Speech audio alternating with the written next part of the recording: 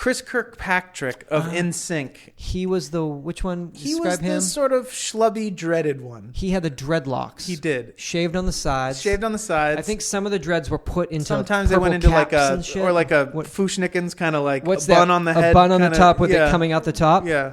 That was... Now, he launched a clothing line in their heyday in 1999. They were so big in 99. They were. I don't believe his line was quite as big as NSYNC. You may have heard of the clothing line.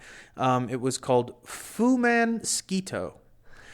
Fuman, second word, Skeeto, Skeeto.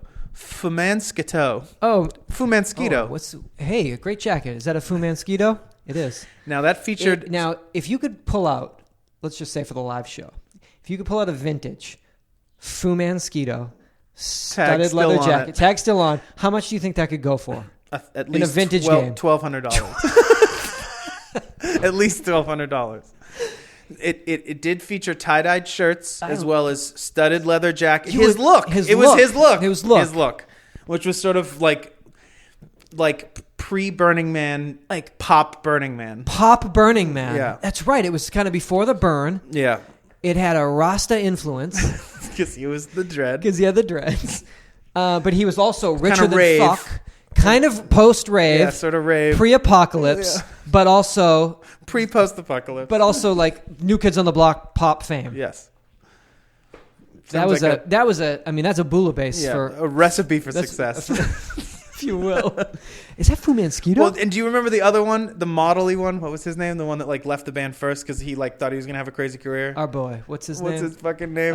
But do you remember his crazy like dresses that he started wearing? Do you remember he started showing up at like awards shows in like weird leather kilts and like harem like drop crotches, and people were like, "Dude, like calm it down." He showed up in like a leather kilt to something, or like a Grammys or something, and people were just like the a AMAs. dress, but it was like a dress. Hey, it's the AMAs. Anything goes here.